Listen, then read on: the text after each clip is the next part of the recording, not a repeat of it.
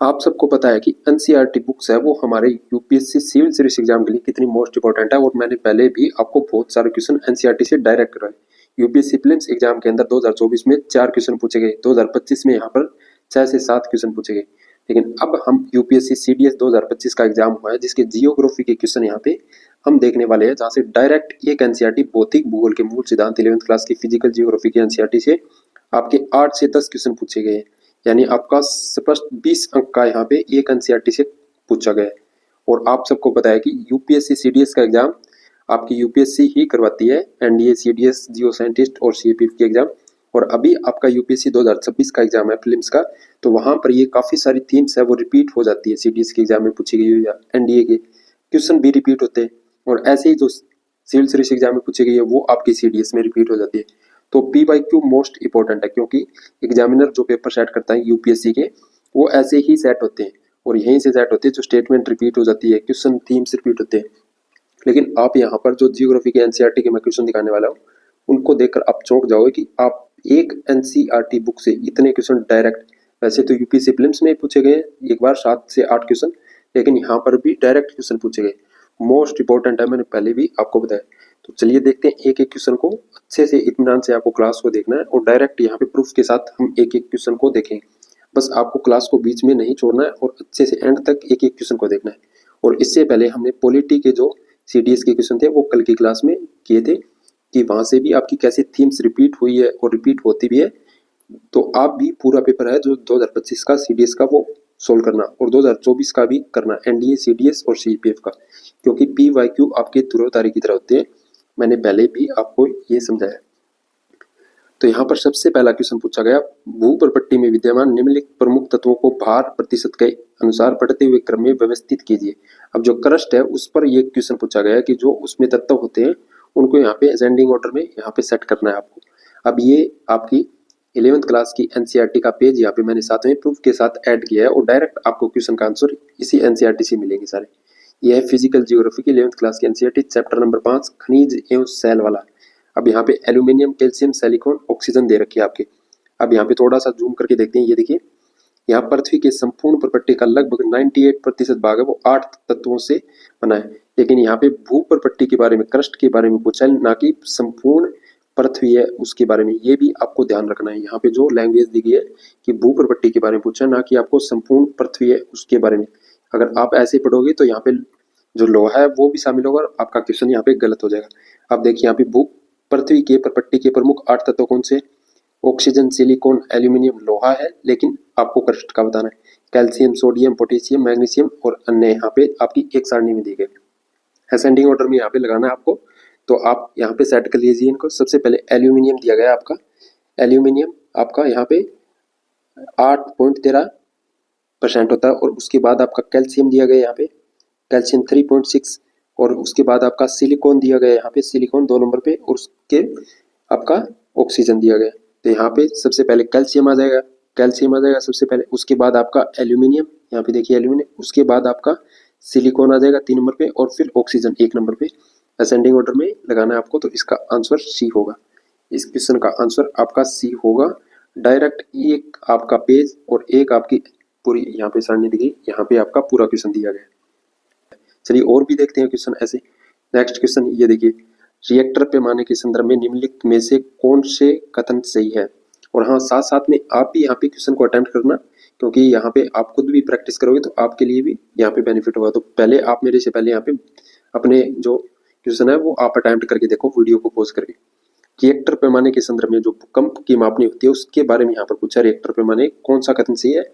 यह भूकंप की तीव्रता का पैमाना है, यह भूकंप की तीव्रता का पैमाना है। रिएक्टर भूकंप के दौरान निकलने वाली ऊर्जा की मात्रा को दर्शाता है। तो यहाँ पे 2 स्टेटमेंट दी गई है। अब ये आपका चैप्टर पृथ्वी की आंतरिक संरचना, यहाँ पे देखिए भूकंप की माप के बारे में दिया गया कि भूकंपीय तीव्रता की मापनी रिएक्टर स्केल के नाम से जानी जाती है। भूकंपीय तीव्रता भूकंप के दौरान ऊर्जा मुक्त होने से संबंधित है। मापनी के अनुसार भूकंप की तीव्रता 10 से तक होती है। आघात की तीव्रता गहनता को इटली के भूकंप मार्क को लिखे। ये पूरा पैरा यहाँ पे आपका एक, इस पैरे के अंदर आपके दोनों स्टेटमेंट दी गई। तो यहाँ पे दोनों स्टेटमेंट सही है, ये इसका आंसर सी होगा आपका। इस क्वेश्चन का आंसर आपका सी होगा। और क्वेश्चन को आपको पहले अटेम्प्ट करना है, आपको यहाँ पे अपने आंसर ही कमेंट में डालने हैं, और फिर उसके बाद आपको वीडियो पे आगे देखना है। नेक्स्ट क्वेश्चन यहाँ पे, नेक्स्ट क्वेश्चन ये है, वायुमंडल में विद्यमान निम्नलिखित चिरस्थायी गैसों को आरोही क्रम में व्यवस्थित कीजिए। जो वायुमंडल में हमारी गैस होती है उनको असेंडिंग ऑर्डर में लगाना है। यहाँ पे जो हीलियम है, हाइड्रोजन, नियोन, जियोन कौन सी होती है, तो हमारा एनसीईआरटी का वायुमंडल का संगठन चैप्टर है 8 नंबर। यहाँ पे देखिए वायुमंडल का संगठन, और ये पूरे वायुमंडल की स्थायी गैसें एक आपकी सारणी के अंदर दी गई है। जूम करके यहाँ पे देखो, ये रही वायुमंडल में कौन कौन सी, nitrogen, oxygen, argon, carbon dioxide, neon, helium, krypton, xenon, hydrogen. और यहाँ देखो आपको क्या पूछ रखा है, आरोही क्रम में पूछ रखा है, तो आप इनको सेट कर लो इनके अकॉर्डिंग कि सबसे पहले आपकी हीलियम, हाइड्रोजन, नियोन, और यहाँ पे नीचे कौन सी दे रखी है, हाइड्रोजन दे रखी है, तो 1 नंबर हाइड्रोजन हो जाएगी यहाँ पे। उसके बाद जेनोन दे रखी है, 2 नंबर आपकी जेनोन। उसके बाद आपकी हीलियम, ये 3 नंबर, ये 4 नंबर। तो ऐसा कौन सा है आपका यहाँ पे, सी आंसर होगा इसका भी, सी आंसर होगा यहाँ पे आपका। इस पूरा एक सारणी के अंदर पूरा आंसर दिया गया है 11th क्लास की एनसीईआरटी के अंदर। तो ये तीसरा क्वेश्चन। नेक्स्ट क्वेश्चन, वायुमंडल में जल वाष्प के संदर्भ में निम्नलिखित में से कौन सा कथन सही है। वायुमंडल में उसी चैप्टर से दिया गया है जो हमने अभी देखा वायुमंडल का संगठन, वहीं से फिर से दिया गया है कि हवा में स्थिरता और अस्थिरता इसकी भूमिका होती है। यह एक कंबल की तरह कार्य करता है जिससे पृथ्वी न तो बहुत ठंडी होती है और न ही बहुत गर्म। चलिए देखते हैं इस पेज पर एनसीईआरटी के वायुमंडल का संगठन एवं संरचना। यहाँ पे देखिए जल वाष्प, यहाँ से आप पढ़ना स्टार्ट कीजिए। इस पृथ्वी एक कंबल की तरह कार्य करती है तथा पृथ्वी को न तो अधिक गर्म और न ही अधिक ठंडा होने देती है। जल वाष्प वायु को स्थिर और अस्थिर होने में योगदान देती है। अब इस इतनी सी आपकी 2 लाइनों के अंदर आपका इसका आंसर छुपा है पूरा। तो ये दोनों स्टेटमेंट यहाँ इसके अकॉर्डिंग दोनों स्टेटमेंट आपकी सही है, तो इसका आंसर सी होगा, सी आंसर होगा। वायुमंडल में जल वाष्प के बारे में यहाँ पे एनसीईआरटी की डायरेक्ट दे रखा है आपका। और 2 क्वेश्चन आपके यहाँ से एक ही चैप्टर से पूछे गए, एक तो ये और एक ऊपर वाला जो वायुमंडल में विद्यमान गैसें होती है उनके बारे में यहाँ पर वायुमंडल का संगठन तथा संरचना। चलिए नेक्स्ट क्वेश्चन यहाँ पे देखते हैं। नेक्स्ट क्वेश्चन है, विश्व जलवायु प्रकार और उनकी विशेषताओं के संदर्भ में निम्नलिखित युग्मों पर विचार कीजिए। यहाँ पे जलवायु दे रखी है और विशेषताएं दे रखी है आपको सामने, लेकिन क्वेश्चन देखिए आप, इसकी लेंथ कितनी हार्ड है कि आप इस क्वेश्चन को पढ़ोगे। जैसे उष्णकटिबंधीय आर्द्र और शुष्क जलवायु है, वो उसकी विशेषता क्या है, जाड़े की शुष्क ऋतु, मध्य अक्षांशीय स्टेपी, मध्य अक्षांशीय अर्ध शुष्क या शुष्क, अर्ध उष्ण कटिबंधीय कोई शुष्क ऋतु नहीं, उष्ण ग्रीष्म होती है, समुद्री पश्चिम तटीय कोई शुष्क ऋतु नहीं, और अत्यधिक शीतल ग्रीष्म होती है। आपको यहाँ पे बताना है कि कौन सी यहाँ पे जो 4 स्टेटमेंट दे रखी है वो कौन सी यहाँ पे सही है, युग्म सुमेलित है। अब इसको भी आप ध्यान से पढ़ लेना क्या पूछ रहा है। अब यहाँ पे आपका एनसीईआरटी का वही 12th क्लास की एनसीईआरटी विश्व की जलवायु परिवर्तन, जो कोपेन की जलवायु परिवर्तन की सारणी दे रखी है हमारी एनसीईआरटी में। यहाँ पे देखिए, ये देखिए कोपेन की जो जलवायु के बारे में दे रखा है। यहाँ पे पहला क्या दे रखा है आपका कि उष्ण कटिबंधीय, यहाँ पे इसको थोड़ा सा जूम आउट करते हैं, ये उष्ण कटिबंधीय अर्ध जलवायु और शुष्क जाड़े की शुष्क ऋतु होती है। तो उष्ण कटिबंधीय अर्ध जलवायु यहाँ पे देखिए, ये रहा उष्ण कटिबंधीय अर्ध जलवायु, कोई शुष्क उष्ण कटिबंधीय अर्ध जलवायु शुष्क जाड़े की शुष्क ऋतु होती है। ये पूरा यहाँ पे पहली स्टेटमेंट का आंसर ये रहा आपका, सेम यहाँ पे दे रखा है पहले के अंदर, तो पहली स्टेटमेंट सही है।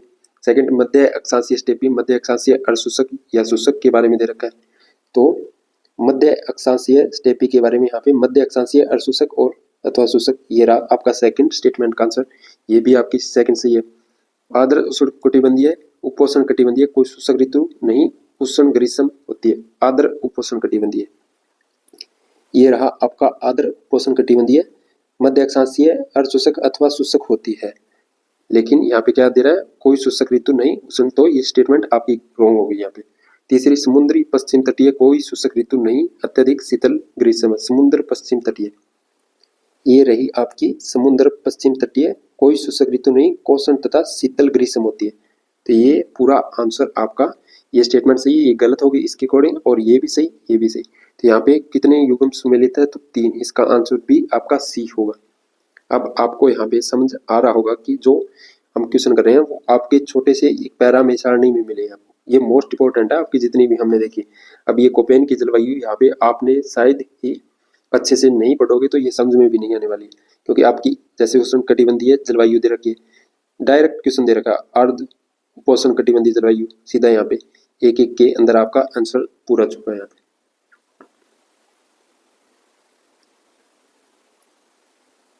तो इसका आंसर सी होगा। नेक्स्ट क्वेश्चन है, नीचे दी गई विशेषताओं के आधार पर जलवायु प्रकार की पहचान कीजिए। अब ये क्वेश्चन भी उसी चैप्टर से है, आपका जो विश्व जलवायु है उसके अंदर, तो ये उसी चैप्टर में आपका दिया गया है। स्टेटमेंट है, वार्षिक वर्षा कम होती है और जो लगभग 15 सेंटीमीटर होती है। यहाँ पे आपको जो जलवायु के प्रकार दिए गए उसके बारे में यहाँ पे आपको विशेषता दी गई है, वो बतानी है आपको। तो पहली स्टेटमेंट, वार्षिक वर्षा कम होती है जो लगभग 15 सेंटीमीटर होती है। अब यहाँ पे पहली स्टेटमेंट के अनुसार हम देखते हैं, जो शीत हिम जलवायु है आपकी, यहाँ पे देखिए ये दे रखी है शीत हिम जलवायु, इसी चैप्टर के अंदर जो हमने अभी क्वेश्चन किया, ये आगे का नेक्स्ट पेज है उसी चैप्टर के अंदर। ये देखिए, शुष्क जाड़ों से युक्त ठंडी जलवायु होती है, कितनी, जो लगभग 15 सेंटीमीटर तक होती है। तो ये देखिए 12 से 15 सेंटीमीटर के बीच होती है वार्षिक वर्षा।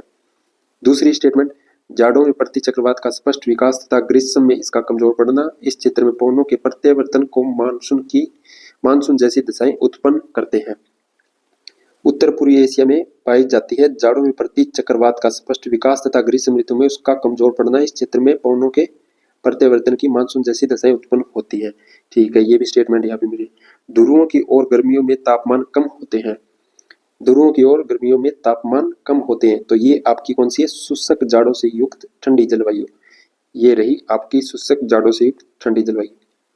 पूरी आपने स्टेटमेंट देखी, जो विशेषताएं थी हमारी जलवायु की। तो इसका आंसर सी होगी, कौन सी जलवायु है, शुष्क जाड़ों से युक्त जलवायु। इसी चैप्टर से पूछा गया, विश्व की जलवायु से। अब ये क्वेश्चन दो आपके एक चैप्टर से पूछे गए और ये भी आपके दो क्वेश्चन एक ही चैप्टर से पूछे गए। देख रहे हो कैसे एक चैप्टर से आपके दो डायरेक्ट क्वेश्चन पूछे जा रहे हैं। नेक्स्ट क्वेश्चन है, भूमंडलीय पवनों का पैटर्न मुख्यतः निम्नलिखित में से किस कारकों पर निर्भर करता है। वायुमंडलीय तापमान में अक्षांशीय भिन्नता पर, महाद्वीपों और महासागरों का वितरण और पृथ्वी का घूर्णन, कौन सा सही है। अब ये आपका जो वायुमंडलीय परिसंचरण तथा मौसम की प्रणालियां, उसके अंदर आपका चैप्टर है, उसके अंदर दिया गया है वही एनसीईआरटी जियोग्राफी के लिए 11th क्लास की। अब यहाँ पे देखिए, जो वायुमंडल का सामान्य परिसंचरण होता है उसके बारे में यहाँ पे दे रखा है कि भूमंडलीय पवनों का प्रारूप मुख्यतः निम्न बातों पर निर्भर करता है। वायुमंडलीय ताप में अक्षांशीय भिन्नता और वायुदाब पट्टियों की उपस्थिति होती है। ठीक है, वायुदाब पट्टियों का सौर किरणों के साथ विस्थापन और महासागरों व महाद्वीपों का वितरण और पृथ्वी का घूर्णन। यहाँ पे पृथ्वी का घूर्णन और पहली स्टेटमेंट यहाँ पे दे रखी है। ये चार विशेषताएं दे रखी है, पहली, दूसरी, तीसरी, चौथी, पांचवी। लेकिन यहाँ पे आपको सिर्फ 3 विशेषताएं पूछे और क्या पता ऐसे आपको यूपीएससी प्रीलिम्स के अंदर ये क्वेश्चन देखे, ऐसे आपको इनकी 4 विशेषताएं पूछ ले यहाँ से डायरेक्ट इसी थीम पर, भूमंडलीय पवनों पर। तो ये भी आपका डायरेक्ट इसी एनसीईआरटी से क्वेश्चन पूछा गया। तो ये क्वेश्चन नेक्स्ट, हिमनदीय द्रोणी के संदर्भ में निम्नलिखित में से कौन से कथन सही है। हिमनदीय द्रोणी के बारे में पूछा है यहाँ पे। ये अल्पाइन हिमनद घाटियों की मिट्टी आवरण प्रस्तर यानी रेगोलिथ और तलछट अवसाद को हटाकर हिमनदीय द्रोणी बनाते हैं। जब समुद्र तल किसी हिमनदीय द्रोणी के तल से नीचे होता है तो जो आइस फ्रंट के पीछे हटने पर समुद्री जल प्रवेश करता है, जिससे फ्योर्ड बनता है। ये फ्योर्ड कैसे बनते हैं उसके बारे में पूछ रहा है, फ्योर्ड कैसे बनते हैं उसके बारे में। और ये आपका जो हिमनदीय घाटी है उसके बारे में, आपको हिमनदीय द्रोणी के बारे में यहाँ पे पूछा है। ये आपका जो भू आकृति है उनका विकास चैप्टर है, वही एनसीईआरटी 11th क्लास की। हिमनद घाटी जो यू आकार की घाटियां बनती है उसके बारे में यहाँ पे दे रहा है। तो ये पहली स्टेटमेंट यहाँ पे सही है, लेकिन जो यहाँ पे फ्योर्ड कैसे बनते हैं, ये देखिए यहाँ पे फ्योर्ड कैसे बनते हैं और किसे कहते हैं जो, तो ये इसके अकॉर्डिंग यहाँ पे सेकंड स्टेटमेंट क्या है, यहाँ पे रोंग है और पहली स्टेटमेंट यहाँ पे सही है। तो इसका आंसर आपका ए होगा। तो ये है आपके एनसीईआरटी से पूछे गए डायरेक्ट जियोग्राफी की 11th क्लास की एनसीईआरटी से पूछे गए क्वेश्चन। अब और भी क्वेश्चन थे जो मैंने यहाँ पे ऐड नहीं किए गए, जो कि आपकी 9th क्लास की या आपकी 12th क्लास की या 6th क्लास की एनसीईआरटी से पूछा गया क्वेश्चन है, वो यहाँ पे मैंने ऐड भी नहीं किया है।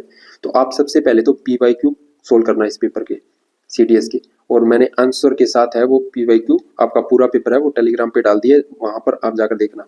और सेकंड, यहाँ पे मैंने कल ये क्लास कराई थी जिसमें हमने पॉलिटी के क्वेश्चन किए थे, क्योंकि पॉलिटी भी आपका मोस्ट इंपोर्टेंट सेक्शन है और थीम्स है वो रिपीट होती है, क्वेश्चन भी रिपीट होते हैं। तो अगर आप ये पेपर कर रहे हो तो 2024 में 2 पेपर हुए थे GS के, और 2025 के 2 पेपर, 4 पेपर आपके CDS के, और ऐसे ही आपके NDA के और CAPF के। लगभग आपके ये 6 पेपर है जो आप अच्छे से सोल्व करना, उनके PYQ अच्छे से सोल्व करना। और ये क्लास भी आप देखना, आपको काफी हेल्प होगी। और क्वेश्चन पेपर मैंने टेलीग्राम पे डाल दिए, वहां से आप देख सकते हो। तो ये सारे क्वेश्चन आपकी एक एनसीईआरटी और आप सबको पता है कि हमारी 11th क्लास जियोग्राफी तो मोस्ट इंपॉर्टेंट है ही, और भी एनसीईआरटी हमारी मोस्ट इंपॉर्टेंट है। थैंक यू, मिलते हैं नेक्स्ट क्लास में। और आप पीवाईक्यू जरूर बनाना, आपके डाउट हो तो कुछ कमेंट करके यहाँ पे पूछ सकते हो।